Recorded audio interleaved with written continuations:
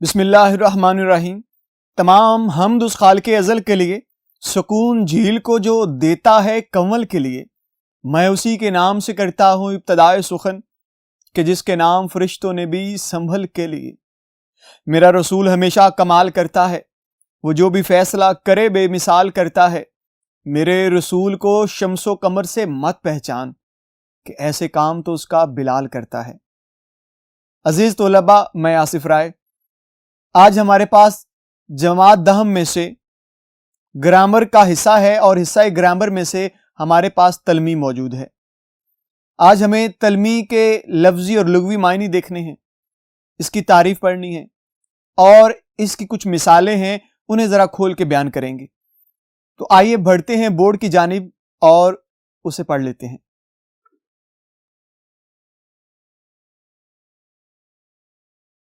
جی عزیز طلباء، آج کے لیکچر میں ہمارے پاس تلمی ہے۔ ہمیں تلمی کو اچھی طرح سے پڑھنا ہے، اور پوری کوشش کرنی ہے کہ یہ آج کا جو ہمارے پاس عنوان ہے یہ اچھی طرح سے ازبر ہو جائے۔ تو آئیے مزید آگے بڑھتے ہیں اور اس تلمی کو پڑھ لیتے ہیں۔ جی عزیز طلباء، دیکھیے گا ہمارے پاس تلمی لفظ موجود ہے، اس کو دیکھ لیتے ہیں۔ سب سے پہلے تو ہمیں یہ دیکھنا ہے کہ اس کا اپنا لغوی معنی کیا ہے۔ تو عربی زبان کا یہ لفظ ہے،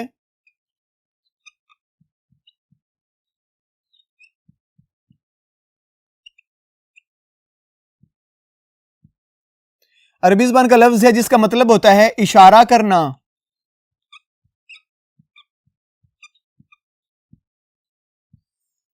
یہ اس کا اپنا لغوی معنی ہے، اشارہ کرنا، یعنی کہ عربی زبان کا یہ لفظ ہے، اور اس کا مطلب یہ ہوتا ہے کہ کسی بھی تاریخی حکایت کے یا قرآنی واقعے یا حدیث کے واقعے کی طرف اشارہ ہے۔ ہم اس کی تعریف پڑھیں گے تو ہمیں یہ چیز اور اچھی طرح سے سمجھ آ جائے گی۔ تعریف ہے، کسی بھی تاریخی، قرآنی یا حکایت کے واقعے کی طرف چند الفاظ میں اشارہ کرنا تلمیح کہلاتا ہے۔ یہ چیزیں نشین رکھیے گا بیٹا۔ ایک، تاریخی واقعہ، قرآنی واقعہ یا حکایت۔ اچھا، یہاں پہ حدیث بھی ہو سکتی ہے، حدیث کا واقعہ بھی ہو سکتا ہے جو یہاں پہ نہیں لکھا ہوا۔ یہاں پہ تاریخی لکھا ہے، قرآنی لکھا ہے، حکایت لکھا ہے، یا حدیث کا بھی ہو سکتا ہے۔ کوئی بھی واقعہ ہو سکتا ہے جو تاریخ سے منسلک ہے، اسے ہم کیا کہتے ہیں؟ اسے ہم کہتے ہیں وہ تلمیح ہے۔ جی پیارے بچوں، تو یہاں پہ ایک شعر ہے میرے پاس، اقبال کا مشہور زمانہ شعر ہے۔ یہ بچے بچے کو یاد ہے، اور اس کے اندر ایک تلمیح چھپی ہوئی ہے۔ ہم اس کا حوالہ بھی کریں گے۔ جیسے کہ اقبال کہہ رہے ہیں کہ بے خطر کود پڑا آتش نمرود میں عشق، عقل ہے محو تماشائے لبے بام ابھی۔ ہم نے اس مصرے کو بھی نہیں دیکھنا، ہم نے مصرے اوپر والے کو دیکھنا ہے جو پہلا مصرع ہے۔ ایک ہے ہمارے پاس آتش، ایک ہے نمرود۔ اچھا، آپ سے یہ بھی کہا جا سکتا ہے لفظ آتش نمرود کیا ہے؟ اتنا ہی پوچھا جا سکتا ہے آپ سے کہ آتش نمرود سے کیا مراد ہے۔ تو جب آپ آتش نمرود ذہن میں لاتے ہیں تو پورا واقعہ جو تاریخ میں موجود ہے، اسلامی تاریخ کھولیں تو پتہ چلتا ہے وہ کیا واقعہ تھا۔ جب حضرت ابراہیم علیہ السلام نے دعوت حق دینا شروع کیا اپنی قوم کو، تو خاص طور پہ جو نمرود تھا اس وقت کا، جو معاذ اللہ خدائی دعوے کر رہا تھا، اس کو غصہ آیا، تو بلوا لیا حضرت ابراہیم علیہ السلام کو اپنے دربار میں لا کر اس سے سوال و جواب شروع ہو گئے۔ نمرود نے یہ کہا کہ اے ابراہیم، تو نہیں جانتا میں خدا ہوں، میں کچھ بھی کر سکتا ہوں۔ فوراً اپنے ایک غلام کو بھیجا، جاؤ اس کال کوٹھڑی سے ایک اس شخص کو اٹھا کے لے آؤ جس کو آج ہم نے پھانسی دینی تھی۔ اس کو لے آئے، سامنے کھڑا کر دیا، کہا ابراہیم یہ دیکھو، میں زندگی بھی دیتا ہوں، میں موت بھی دیتا ہوں۔ میں نے آج اس بندے کو پھانسی چڑھانا تھا، میں نے اسے آزاد کر دیا، سو تم سمجھتے ہو کہ میں زندگی بھی دے رہا ہوں انسانوں کو، میں موت بھی دے سکتا تھا، میں چاہوں تو اسے مار دوں ابھی۔ تو حضرت ابراہیم علیہ السلام نے اس کی اس بات پہ یہ سوال کیا کہ میرا خدا، میرا رب وہ ہے جو سورج کو مشرق سے طلوع کرتا ہے، مغرب میں غروب کر دیتا ہے۔ اگر تو واقع ہی سچا ہے تو پھر ایسا کر، میرا خدا مشرق سے سورج نکالتا ہے، تو ایسا کر مغرب سے نکال دے۔ جب یہ بات سنی تو آگ بگولا ہو گیا، آپے سے باہر ہو گیا، کہا کہ یہ گستاخی کر رہا ہے ابراہیم، ایسا کیجئے ایک بڑی چتا جلائیے، آتش کہتے ہیں آگ کو، چتا جلائیے، بہت بڑی آگ، جو کہتے ہیں کہ 40 دن تک وہ جلتی رہی، اور اتنی زیادہ آگ جلی اس میں حضرت ابراہیم کو جھونک دیا گیا۔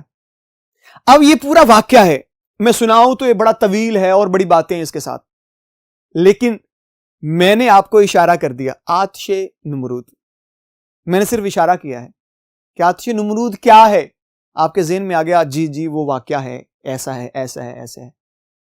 تو پیارے بچوں، یہ جو تلمیح ہے یہ بڑا خوبصورت معاملہ ہے، یہ آپ کی تحریر کو سمیٹ دیتا ہے۔ آپ یہاں پہ پورا واقعہ لکھیں تو کیا ضرورت ہے، آپ تحریر لکھ رہے ہیں تو آپ آتش نمرود کہہ کے گزر جائیں، آپ کی بات سننے والے کو، پڑھنے والے کو پتہ چل جائے گا کہ یہ کون سا واقعہ بتانا چاہ رہے تھے، لیکن یہاں پہ آتش نمرود کہہ کے آگے چلے گئے۔ جی پیارے بچوں، آئیے مزید آگے بڑھتے ہیں اور اس کی 2 مثالیں اور بھی پڑھ لیتے ہیں جو بڑی خوبصورت سی ہیں۔ جی عزیز طلباء، ابھی میرے پاس شعر ہے، یہ شعر بڑا مشہور ہے، غالب کا، ابن مریم ہوا کرے کوئی، میرے دکھ کی دوا کرے کوئی۔ یہاں پہ لفظ ابن مریم، ابن کہتے ہیں بیٹے کو،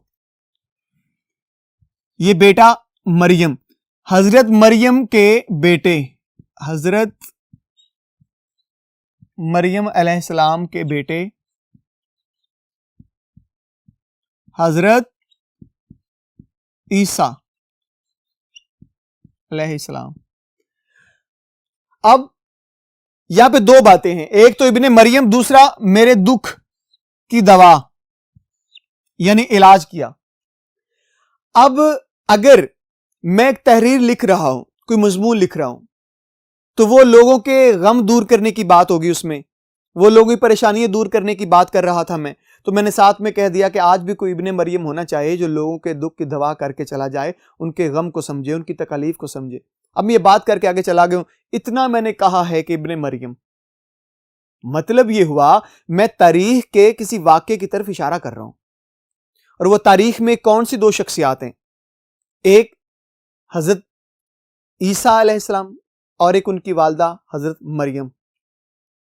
اب اگر میں اس واقعے کی طرف بڑھتا ہوں تو پتہ چلتا ہے کہ حضرت عیسیٰ، ان کو اللہ نے معجزات عطا کیے تھے، یہ کم باذن اللہ پڑھتے تھے اور ایک مردہ زندہ ہو جاتا تھا، ہڈیاں پڑی ہوئی ہوتی، یہ اس کے اوپر جو ہے وہ ہاتھ پھیرتے اور کم باذن اللہ کہتے، اور وہ کیا ہوتا، وہ مردہ زندہ ہو جاتا۔ کسی کے جسم پہ کوڑ چل گیا ہوتا، آپ ہاتھ پھیرتے وہ ٹھیک ہو جاتا، آپ لوگوں کا علاج کرتے، ان کے دکھ درد کا مداوا کرتے۔ اب یہاں پہ پورا واقعہ بیان ہو جاتا ہے ابن مریم کہ حضرت عیسیٰ کون کون سے معجزے جو ان کو عطا ہوئے وہ استعمال کرتے تھے۔ اب بجائے اس کے کہ میں حضرت عیسیٰ کے واقعات بتانے لگ جاؤں، میں اتنے کہہ دوں ابن مریم ہوا کرے کوئی، میرے دکھ کی دوا کرے کوئی، میں ایک شعر میں کہہ کے بات بڑھا کے آگے چلا جاؤں گا۔ تو اس لیے تلمیح جو ہے یہ اشارہ کرتی ہے صرف تاریخ کی طرف، اور آپ کو واقعہ آپ کے ذہن میں خود ہی دے کے چلی جاتی ہے۔ جی اس کے بعد ہمارے پاس یہ 2 تلمیحات ہیں، تلمیحات تو بہت ہیں کیونکہ تاریخ چھوٹی تو ہے نہیں، تاریخ آدم سے شروع ہوتی ہے، کتنے ہزاروں سال پہلے کی ہے، اور کئی واقعات اس میں چھپے ہوئے ہیں۔ میں اگر آب حیات کی بات کرتا ہوں تو آپ جانتے ہیں میرا بیٹا، آب حیات یہ حضرت خضر علیہ السلام کے متعلق ہے۔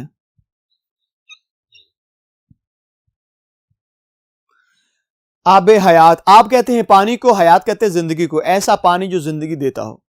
کہا جاتا ہے، مشہور ہے کہ حضرت خضر علیہ السلام کو اللہ تعالیٰ نے آب حیات دے رکھا ہے، انہوں نے پیا ہوا بھی ہے اور وہ اس کنویں کے مالک بھی ہیں۔ جو بندہ اس پانی کو پی لیتا ہے قیامت تک اسے موت نہیں آتی۔ اب اس کے ساتھ ایک واقعہ بھی ہے سکندر اعظم کا۔ سکندر اعظم یہ خیال کرتا تھا کہ مجھے موت نہ آئے میں پوری دنیا فتح کرنا چاہتا ہوں. جوانی کے عالم میں یہ جنون طاری ہو گیا. حضرت خضر سے ملے. حضرت خضر نے ان کو لیا, آب حیات کے کنویں پہ لے گئے.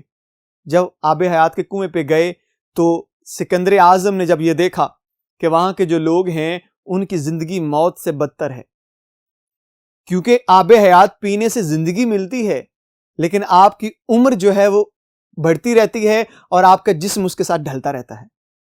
اب وہ اس قدر بری حالت میں تھے کہ وہ اپنے آپ کو بھی سنبھال نہیں سکتے تھے, اس قدر بے بس ہوئے پڑے تھے, لیکن موت مانگتے تھے, موت نہیں ملتی تھی.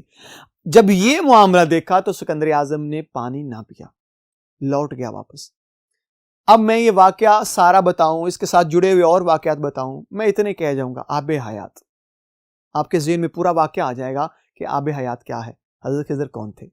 جیسے میں کہتا ہوں کہ خیبر شکن, یعنی جو خیبر کو فتح کرنے والے, خیبر کو توڑنے والے, وہ حضرت علی رضی اللہ تعالیٰ عنہ. اگر میں پورا واقعہ بتانے لگ جاؤں کہ کس طرح سے صحابہ حضور کے پاس آئے اور آ کے فرمایا کہ اے ہمارے آقا, ہم نے کچھ دروازے فتح کر لیے ہیں لیکن ایک دروازہ جو خیبر کا ہے وہ فتح نہیں ہو رہا, حضور کیا کیا جائے. آپ نے فرمایا جائیے علی کو بلا کے لائیے. کسی صحابی نے کہا حضور ان کے نا آشوب چشم ہے, یعنی آنکھوں میں نا پانی بہ رہا ہے تو ان کی آنکھیں ٹھیک نہیں ہیں.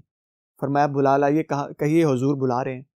حضرت علی آئے, حاضر ہوئے, فرمایا اے علی یہ جھنڈا میں آپ کو دیتا ہوں, جائیے خیبر فتح کر کے آئیے. پھر آپ جاتے ہیں اور خیبر کا جو دروازہ بڑا بھاری وزنی تھا اس کو آپ نے اکھاڑ کے پھینکا اور وہاں فتح کیا اور واپس لوٹ آئے.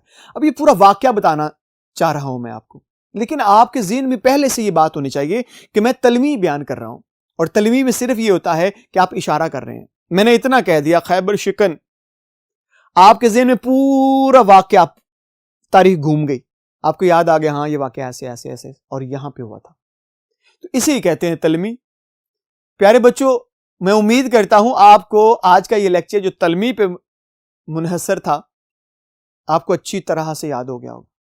آپ کو ایک ایک لفظ کی, ایک ایک واقعے کی اور ایک ایک مثال کی اچھی طرح سے سمجھ آ گئی ہوگی. انشاءاللہ اگلے لیکچر میں پھر سے ملاقات کریں گے. تب تک کے لیے مجھے اجازت دیجیے گا. اللہ حافظ.